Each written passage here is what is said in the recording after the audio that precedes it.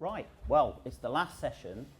First thing I wanted to say is thank you everyone for being here, because you could be going to do something else. It's fantastic to see you. I've got a silly hat, so I'm going to wear that because this is a talk about hats, as you can see.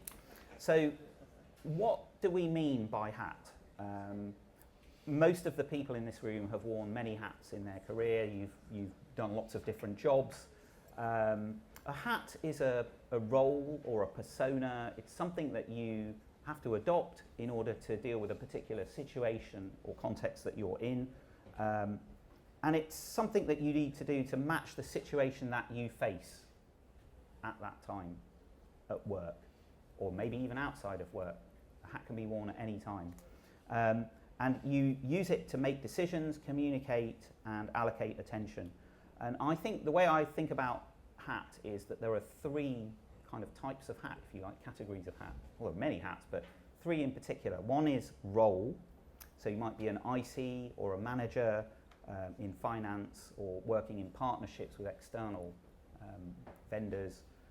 There's a persona, which is circumstance-based, so it might be builder, firefighter, diplomat, that kind of thing. Oh, thank you. And the third one might be a time horizon hat. So sometimes you need to wear a hat as a sense of urgency about the particular situation, or you may need to be strategic longer term. And I was thinking about this in the context of Etienne's presentation earlier today, which hopefully many of you saw. There's this kind of matrix, all these levels form a matrix, and there are different types of roles and hats in every part of the matrix. That's what I kind of came to mind. And so what we're going to do today is discuss hats. And I've got there's a fantastic panel to discuss this. So I'm going to allow them to introduce themselves. First of all, Eugene. Thank you for introduction. So my name is Eugene. I'm Director of Engineering at Flow Health, so world's leading women health app. So I have been in tech for around 15 years, starting my career as individual contributor to CTO, small startup, and co-founder. But I always found myself step back to the leadership roles, so where you could lead impact beyond just the technology and the code. And in short, at Flow, so right now I'm responsible for AI Studio Stream. So we are doing everything that in app related to the content, to showing the right content to the user at the right time. Yeah, this is about myself. Great, thanks Eugene. Sam. I'm Sam Burrows. I'm, wait for it, Head of Application Integration Services at the Ellison Institute of Technology. So I've worn many hats in my career. I have delivered the results scoring systems and technology for 3 Commonwealth Games and the London Olympics and Paralympics. I've worked for DAZN, the sports broadcaster, as VP of Transformation and various other hats. I've moved on to be the Director of Technology Delivery at British Airways, and then more recently the Director of Technology Services, or VP, at Carnival UK.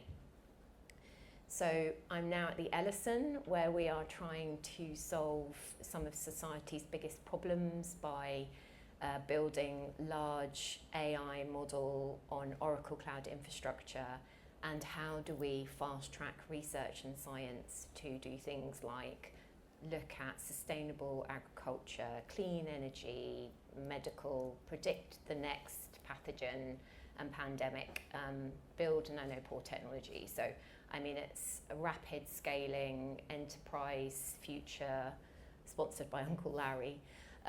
So it's an interesting space to be. So yeah, hopefully I can bring something to the debate. Yeah, he's got a lot more money now, hasn't he, Larry? He does have a lot more money, yeah. He and his bestie Elon, yeah. Adam. Well, I'm Adam, CTO at a company called Pebble. We're a children's activity marketplace. So imagine Airbnb, but booking children's football, children's yoga, children's music classes. I've done early stage software for more than a decade, usually seed kind of series B or so. I also work on the side for Flashpoint VC, helping them with their scouting. Great, thanks Adam. Mo? And so I'm a senior solution pre-sales manager. I look after the UK and the Nordics, and we sell technologies for mission critical applications. And I had different roles in my career. I started off as a researcher at University of Leeds, then worked at Rolls-Royce Civil Aviation, then finance, and now in sales. Wow, so just trying to make sense of the kind of variety of hats here. Innovation hat, which we didn't talk about before, the IC manager hat, researcher hat, and also I think it's important that there are a set of hats to do with VC investors working with them. So there's another set. And what we're going to do with the first question is dive a little bit deeper into the hats that you've worn in your career. Now, all of you outlined some of them, but maybe we could go a little bit deeper. So, Eugene, could you take that away, please, that question? Yeah, sure. So I would start maybe from the builder hat. So when I was the IC, so my main focus was like on technology and solving problems with technology. But then I realized that I should care more about like solving user problem, and technology is just a tool. So it was like first lesson learned, and sometimes you could solve the problem without code. So yeah, after that I maybe could say firefighter. When I was like a CTO, you're working under the pressure, like all the problem, it's your problems. So what I realized wearing this hat, that you should stay calm. So like making decision, and sometimes imperfect decisions, they are right one. So, and the last one maybe that you mentioned at the beginning, diplomat. So the hat that I wear in my current role quite often, that helping like people to align or bring the space for alignment, and leadership is not about the loudest voice in the room, but like helping to organize all the voice in one direction. Yeah, that's amazing. I think I was thinking about the firefighter hat, because that's a very particular kind of hat, isn't it? And in the context of kind of, you know, emergencies, interim, that hard hat analogy has been used sometimes. We talked about that kind of sense of urgency thing. So really great that you use that expression, particular kind of hat. Sam, what about yourself? Yeah, I think, and we had this conversation earlier as well. I think there are 4 hats that we should wear as leaders, and we've talked about 2 of them here, and a diplomat as well. I think there's obviously the builder hat, which, you know, working in tech, you know, well, we talked about buy and build earlier, but that's like really critical. So there's the builder hat, which we know about. There's the firefighting hat, which all of us have had to do at various different stages in our career, where we're rescuing projects from in the toilet, you know. And look, I'm in a role now where there's just one of me in a team building all enterprise-wide solutions for the whole of the institute. I mean, it's a little bit bonkers. So from one day I'm creating the Jura boards, from the other to presenting strategic direction, working in with Oracle on which products we're taking or we're not taking. There is the other 2 sides of it as well. There's also the coach and mentor. So we should always be thinking about that as leaders, not just coaching and mentoring our teams, but also our peers. And very much at the moment, the educator hat that I'm wearing and that coaching is actually into the C-suite and taking them on a journey, because it's probably not as mature. It's full of amazing scientists and researchers, but less around how do you build enterprise scaled technology. Yeah, and then the last one is connector. So how do we connect everything together? And especially in technology, we're taking all the stakeholders on the journey, and we're there to solve their problems. And actually what we talk about a lot is, I don't want you to talk about products and services and platforms. That's almost our job to go away and do that. We need to connect those dots together and understand which systems we need and how we do it. But what we actually need to do is connect teams together, make sure I don't know, procurement are talking to finance, we're talking to legal, so we understand the workflows and how we're going to deliver benefit and value. So I think those are the 4 kind of key hats that you should wear as leaders. Okay, and Adam, what do you think of this? There's already some good questions, so please keep them coming. There's definitely like a pastoral hat of guiding the thing along the way, but I'm going to respectfully disagree with Eugene. Cool. I think you do have to be calm, 90% of the time in a leadership role, but there's definitely also a hat where you need to be alarmist. You need to lose your cool, for want of a better word, and you need to start igniting people's attention and marshalling resources if there's an immediate problem. I remember an early stage startup I was at, their AWS bill jumped up 50 times in a month because everything was poorly built. And in that case, you're throwing every other hat out of the window and you're just in crisis mode. And obviously you can't do that forever, but I think the important thing is you need to be able to change your own hat. Don't ask for permission to change it. Yeah. Whether you're a firefighter or you're guiding the flock or you're a manager or you're a coach, you've got to be able to pull the trigger and do it yourself quickly. So with the role I have is that you can't just wear a hat. You've got to context switch quite a lot. So for example, if I gave a real example, you have a customer that signed a multi-million-pound contract with you. They have a getaway clause. Before they go live, they found a bug in the system and they call you up and they want a resolution as soon as possible. You have to actually manage that. You have to actually put the communication hat, manage the expectations, look for actually workarounds, and try and calm the situation down. Then you can take the phone call, talk to head of engineering, and try and actually be diplomatic with them and negotiate. There's a solution that has to be done, otherwise basically we'll lose revenue and have a massive impact on our revenue overall. And then you go into a forecast call where you have lots of reps asking you that we want these features to be developed as soon as possible, and we can't sell futures, we want those. So you have to actually then put the strategic hat and actually say, well, what is appropriate for the actual region? Can we actually meet these and can we actually deliver them and put priorities around that? So you wear hats and you have to actually be able to actually change quite rapidly in an environment and not just wear the actual management hat or the strategic hat. If there's a situation, you have to neutralize that situation quite quickly. So you have to actually be able to actually adapt, read the room quite quickly and make decisions based on that. Okay.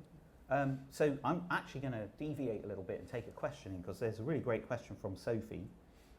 So far we've talked about context switching and about permissionless hat changing, if I can put it that way.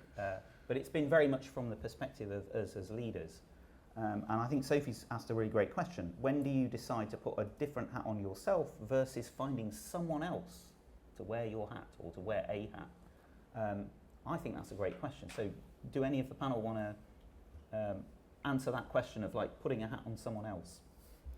I would say as the leader, it's often your goal to delegate it if possible, because your goal is setting up systems for the company's or your department's survival and ongoing, thriving.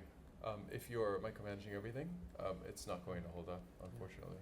So delegate when responsible, and the worst crud comes back to you. What I've seen is that you're right, you can't actually take everything on because it's not scalable. But what you need to actually do is empower other people that have the skill sets to be able to deliver that. So if there's stuff that you might be able to do, but give it to others that have the knowledge and expertise and delegate to those, you get more output than trying to actually take that all on yourself. Yeah, we talked about it this morning about high performance. Our jobs are to create a high performing team, empower them and pass the hat on, right? We're there to guide. We've worked with a company called Sullivan & Stanley before. I'm sure some of you have met them. And one of the things that they do is glass tube, and there's lots of different reasons you do it. But one of the core fundamentals there is they create a guiding coalition. And they talk about a leader doing 3 things, and it's the 3 S's. So it's shield, shovel, and shout. And that's your job as well. So you're there to shield the team, you're there to shout for the team, and you're there to shovel the shit out of the way, excuse my language. So, but that sometimes is then, that's your job as the leader, but then your job is to then empower the team, create that environment, allow them to step into it. So the biggest thing, our job is to create the safe space to allow those teams to take on the delegated role, to feel that they can thrive in that environment, to allow them to fail and not feel like they can't fail. You know, we talk about it a lot, but that's really our job. Yeah. I was just going to say, I think if there's one thing I take away from this conference, there's lots of S words. Yeah. There was, I think, 4 in Etienne's talk. Yeah. One of them was a duplicate of Shield. Yeah, The other 2 are different. I am known as I've got to Mighty remember Mouse this. Mother, so you're Eugene, did you had any thoughts on this? Hard to add something, so yeah, I agree. So as a leader, so to scale us, we have to delegate, but as I mentioned, so we have to delegate to the people who can do this work. So we cannot just throw it to the team and say, so now it's your responsibilities. In this way, most probably they fail, but it would be your, as a leader, failed as well. Yeah. So I'm going to take another detour again because related to this, fantastic question from Neil. He has said that my hat matches my jacket. Good observation. I like that.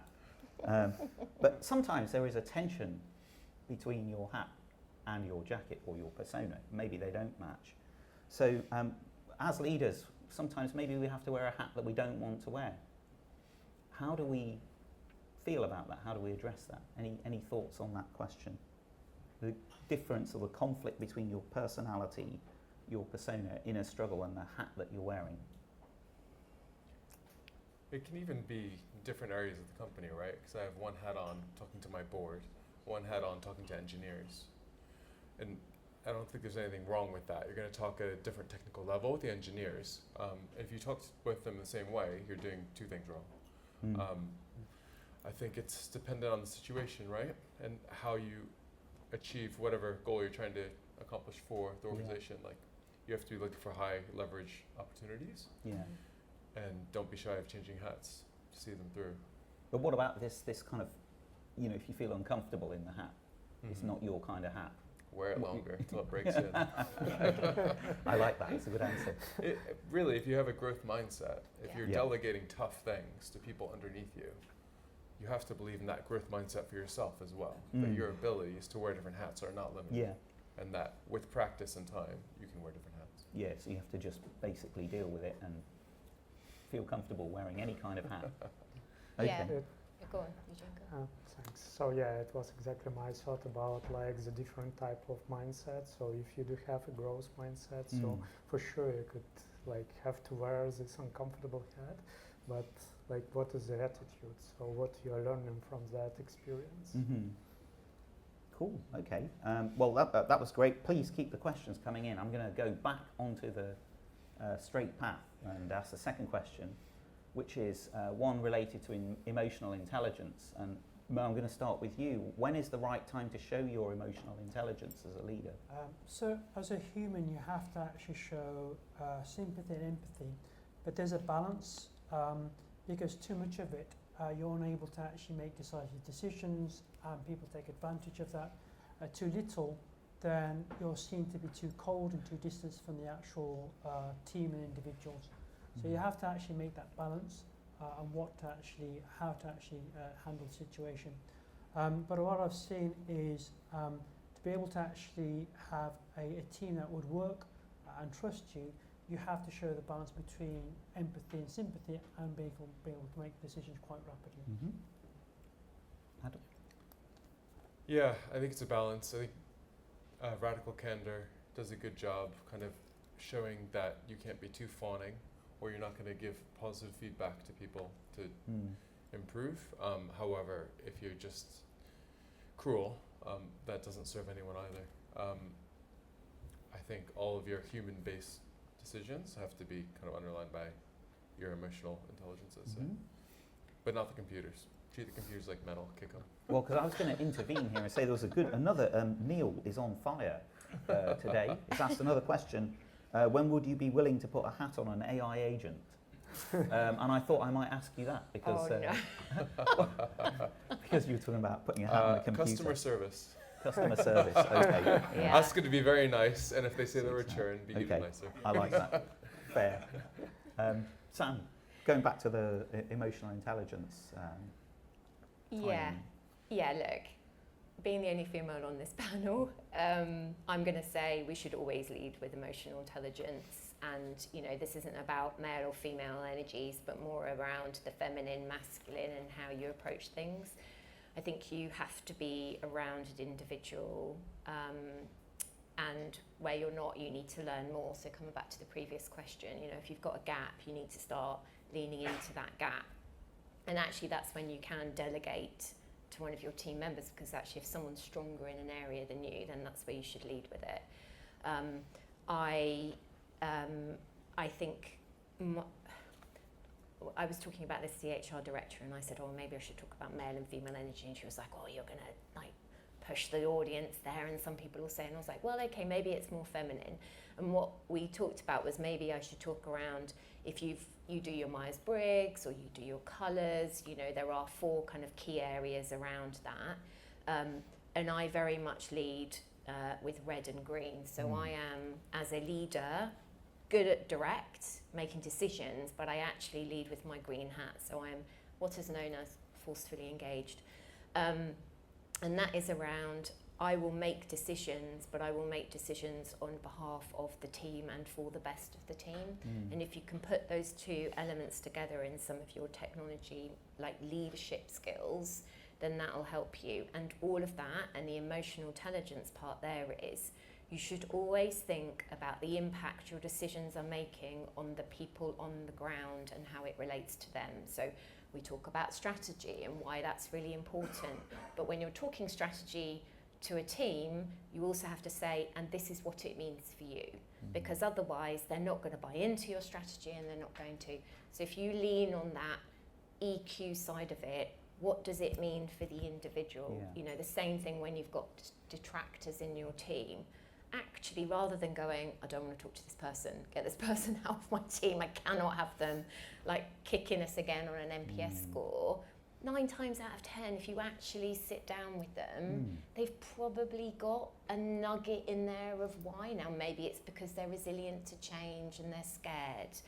Maybe it's because they actually have seen something that you haven't. But if you can lead with your EQ and you can lean into the teams because you're not there to do it on your own, that's how you'll get the best out of people. Awesome. That's fantastic. So EQ is a really important aspect of emotional intelligence. Eugene, your thoughts on this? So I was thinking about emotional intelligence. It's something not like switch on, switch off. So it's like constantly should exist, like a baseline, but sometimes it spikes, especially when things go wrong. And yeah, we already mentioned this AI hat, when like things changing. So as a leader, we sometimes should a little bit slow down, like carefully listen people and try them reconnect with why versus what, explaining why the change is happening, and only after that coming to what is change. Because like this uncertainty, like from my experience, so usually like people not burn out from the hard work, but usually burn out from some uncertainty when they not sure what is going to happen. And I like that Adam mentioned like a couple of the books, like Radical Candor, also like Cultural Code. So what I detach from them that you, as a leader, I should carefully lead them, especially while I'm directly challenging people. Yes, because I think that that can failure and you know conflict can trigger fear. And I think that there is a link in here a little bit to the 5 dysfunctions of a team, and you know the kind of the different hats that you wear. One thing I wanted, so there were some great questions. I wanted to bring a hat because this AI agent hat thing has got me thinking, because you can make an AI hat literally anything. You can have it talk like a pirate. Yeah, the pirate AI hat. That's that. So I was thinking that in relation to this, there was a question. A really good question actually about sometimes, so this is from Nick Sales. Sometimes you identify a hat that you need to wear that's outside your remit. How do you get that hat? Maybe it's outside because we've all had lots of different hats, but our hat wardrobe is not infinite. It's not complete. So, how do you find? I guess this is how I interpret this question. How do you identify a hat that's outside of your wardrobe and bring it in and wear it? I don't know if that makes any sense. It's like Mr. Ben, if you remember that. You go into the shop, put a hat on.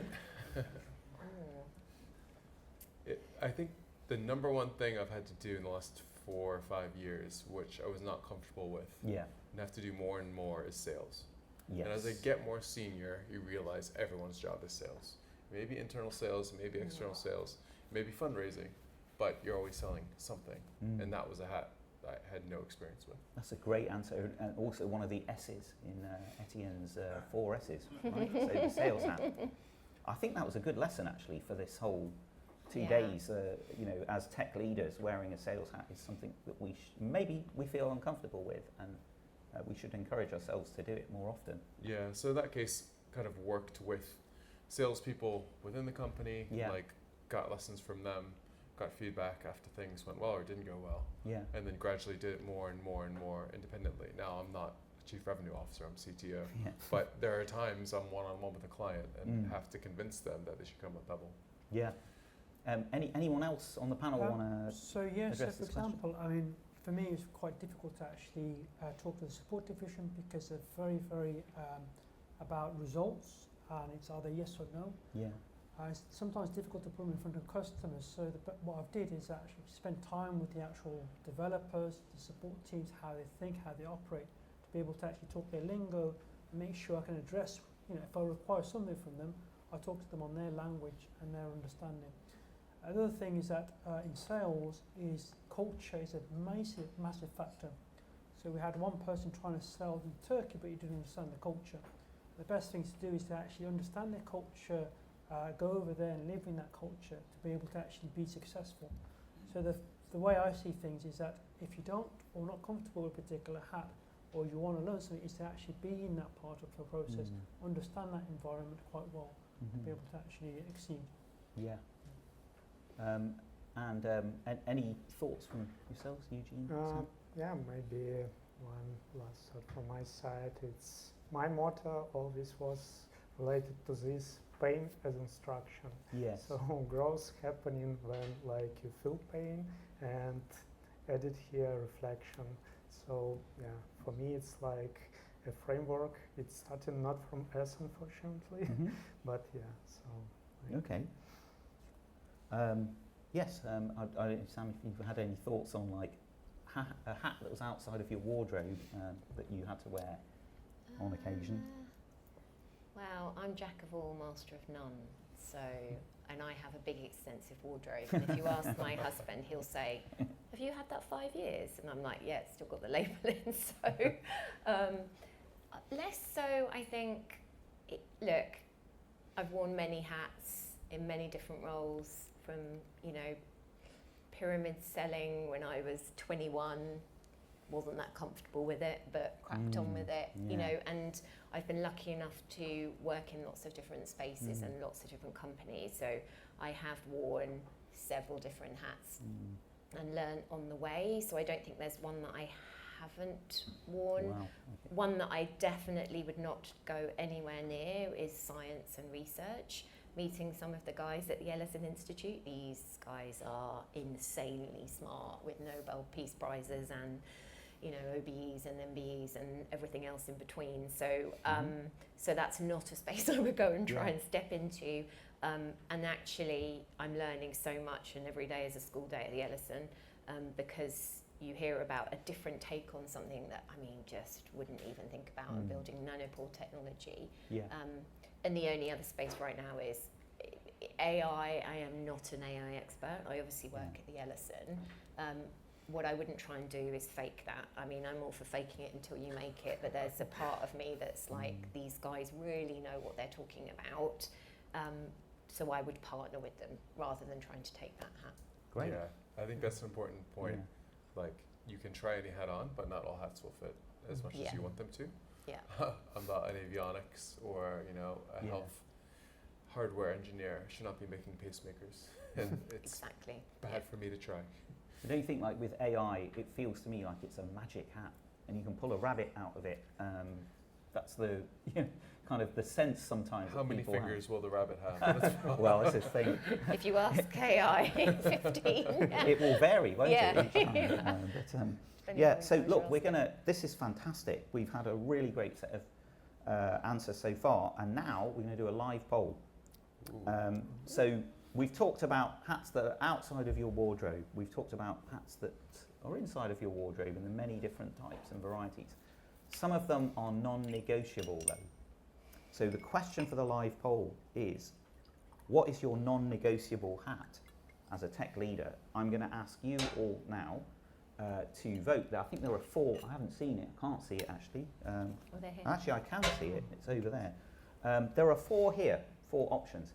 If you don't like the hats on display in this poll, please put into the chat the hat that you would like to wear as a non-negotiable one. And we will wait for a moment. That's quite interesting. I wasn't expecting that. So Well. it's a bit of a YOLO audience, right? Like you don't really care about security. Come on. Come on, there's got to be a CISO in there somewhere. Yeah. No, they've all gone home. Right. So there were 4 categories given here: security, integrity, clarity, and I think user, was it? Consumer, customer advocate. And what I'm going to do is ask you in this order about the one non-negotiable hat that you all think you have to wear. But before I do, I thought I'd throw in David Crawford asked a cheeky question, which was, should you have to wear all the hats? I'm not sure whether he meant all of them all at the same time. Career advisor hat, parenting hat, drinking buddy hat. I think that's a hat that we're going to be wearing quite soon, David, aren't we? So maybe if you kind of have that at the back of your mind, Eugene, what's the one non-negotiable hat that you must always wear as a tech leader? So I'm thinking about that this way, if the company has some principles, leadership principles, so from my perspective, this is negotiable hat that you, as a tech lead in this organization, have to wear. And for example, at Flow, we do have such principle like user trust. So it's quite easy to ruin the trust from the user and almost impossible to recover it. I think that actually echoes the result of this integrity, poll. Yeah, yeah. the integrity, values, standard. It's been a big theme of the last couple of days, is the importance of trust, which is the pillar of the 5 dysfunctions. And our role in C team, if we're in the C team, to build trust across that team. So I think that was a really great answer. Thank you, Sam. What's the one non-negotiable hat I mean, for you? there's so many of them still, and we talk about integrity, and we've covered that. I'd say, well, there's several. I still think you've got to switch around, but the communication element of it. And actually there's a part of being brave that you need to be as a tech leader, because you need to be coming back to be able to switch, be able to communicate, and tech leaders need to be able to communicate to their peers, whether that's VP level or up to C-suite or into C-suite, to boards, but also down to the team level that we talked about earlier. So if we don't communicate the strategy, why it's important, and how we're going to give them that environment, you're not going to get anything done, right? So number one, if you cannot communicate as a tech leader, it is unlikely that you will succeed. Yeah, I think actually, again, going back to, I was very impressed with Etienne's presentation earlier today. He talked about nodes and like how the size of organisation have all these different nodes, and that formed this mental image in my mind of like, as the organisation gets bigger, the importance of communication becomes that much greater, because you have all these different nodes. Yeah. How do you align across all of these different aspects. Yeah, exactly. And before we move on to the other guys, I think it's really important that you're a communicator and you're visible. So whether you are in a company of 5 of you or in a company of 1,500, you need to be visible, communicating, clear with what you're doing, and available, and none of this shut door policy. You know, some of it's happening at the moment, and it's actually not driving great behaviour. We talked about toxicity earlier in high-performing teams. If you shut yourself away as a leader and you're not available and you're not communicating, you'll actually drive that toxicity as well through those teams. Yeah, so there's some kind of bi-directional hat versus just a broadcast kind of thing, I suppose. Adam, your thoughts on the non-negotiable hat? Maybe I'm just being very contrarian today, but mine was security. Yeah. One of our competitors had a big data breach 2 weeks ago, and we're in the children's space. I think 8,000 children had their data stolen, pictures stolen, numbers of the phone numbers, like hackers calling up the parents and threatening to release pictures unless they pay the ransom. Like that kind of stuff is a company-ending event. So for me, the security side is non-negotiable. Other stuff, definitely integrity values, I think overlaps. And communicator, I agree, you will not be a leader for long if you do not communicate well. But in our case, I think user customer advocate, we have other champions at places I've been previously. Yep, that's, I'm just trying to figure out with this questions coming in, whether any of them relate to the hat, but Mo, if I... So yeah, I mean, communication is paramount. You need to be able to actually communicate, especially in large organisations, decisions, etc. But also for me, I believe in integrity and trust. Integrity in the sense I'm selling something to a large corporate, I'm able to actually honour that and basically honour what I've actually sold them, because it's a small world. If you sell something to one person, they move on to a different role, different organisation, you're able to actually upsell and cross-sell. So integrity is very important, and trust. And if the team don't trust you and you don't have integrity, you can't sell that vision to them. You can't rally them for mission critical decisions where you have to make those decisions. They need to be able to trust you, that we put faith in you that whatever decision you're going to make is going to be profitable for us, and we actually trust you in those decisions. So for me, trust and integrity is very important. Yeah, so I think I wanted to back up what Adam said. So when a security incident happens, you have to put that hat on. So for me, that is a non-negotiable hat. But there doesn't necessarily need to be just one. There may be many different types of non-negotiable hats. Hopefully you don't wear them all at the same time though, and have 2 security incidents going on at the same time. I hope that doesn't happen to anyone here. So I'm going to go through some of the questions, because there's some really great ones. There was a question from Neil again, which I quite like, because it was a common sense hat. How often do you wear your common sense hat versus your super intelligence hat? I'm not really sure what a super intelligence hat is, but maybe that's an AI related hat, another one of these.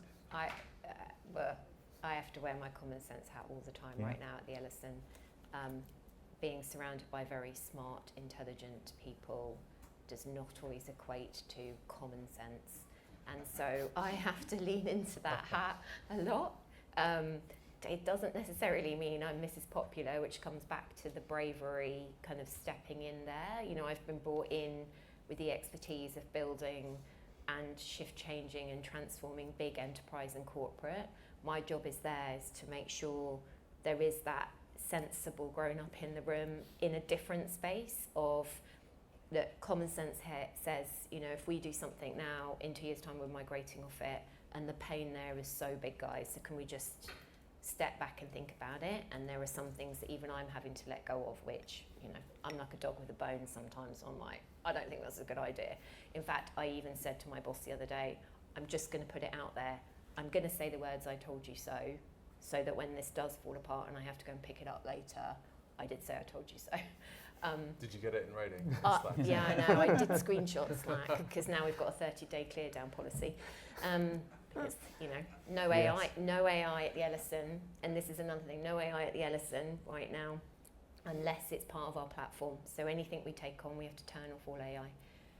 because of data, and our data and policies is so tight and so screwed down. So yeah, so I have to bring the common sense hat all the time right now. It's a big balance. That's awesome. So common sense hat? Common sense, I mean, you for example, if a customer or a client comes and tells you that we're able to actually provide X amount of performance with minimum spend, you really need to actually look at the details, because sometimes what happens, what we've seen in the past, is that the actual subscription fee at the start is very, very minimal, and then after a year, basically the prices goes extra, astronomical.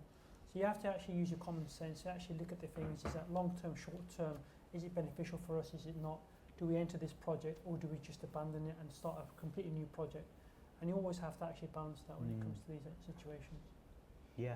So anyone else want to talk about common sense hat, or we're done with common sense? I think we have enough common sense. Yeah. So look, we're sort of moving towards the end now. So I thought, which question would I choose? I think Dre Johnson asked a really great question, which is, which unexpected hat has defined your career the most? And I wanted to kind of try and frame that in a slightly different way, which is, what's of all the many hats that the panel have worn, what's been the most unexpected hat?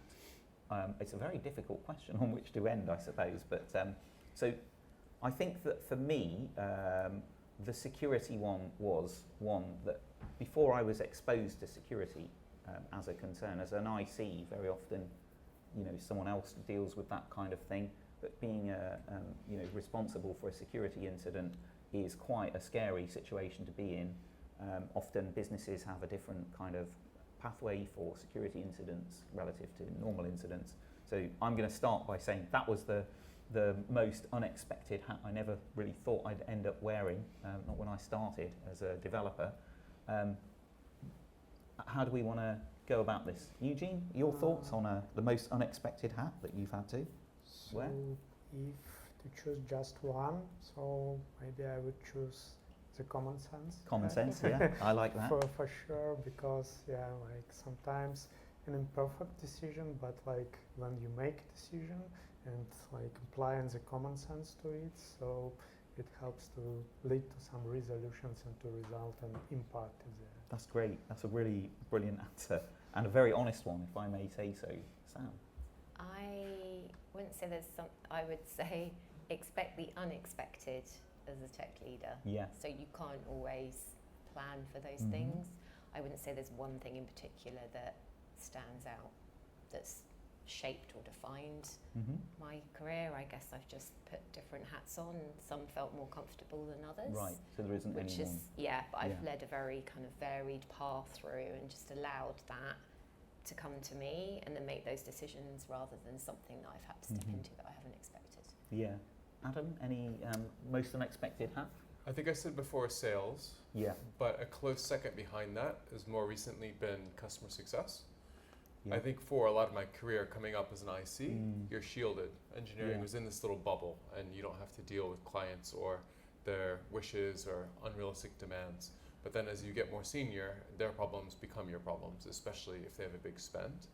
And more recently, we've been experimenting with kind of forward deployed engineers with a client, which I think is an interesting model. Yeah. It has helped us iterate on the product so much faster because we're discovering their needs and where the product isn't quite suiting them in real time. So that's a very interesting one. Yeah, great example. I remember I started I never met a customer really in engineering for at least a decade or more. Yeah, same here. We were kept away from customers. They didn't we're in the cage or they're in the cage? So I spent many years at operating system software. Trust me, customers didn't want to meet us. But I actually was a company called Scion, and people used to knock on the door and say, "I've got a broken organizer, can you come and fix it? You're an engineer." But anyway, that's I like that answer. That was very good. Mo, unexpected. So the unexpected was, as an individual contributor, you're able to actually deliver, and you can actually deliver things in a particular time. But when you actually lead a team, you have to actually manage expectations. So you have to be very diplomatic and be able to actually understand that everyone's different. So you have to have a lot of patience. So the the hat of being very patient, diplomatic is very important. That's amazing. That's such a great way to end. The hat of patience. We all must wear that, and it is an unexpected one for a lot of us in tech. I just wanted to say thank you so much for sticking to the end. What a fantastic panel. Eugene, Sam, Adam, Mo, please put your hands together for the panel.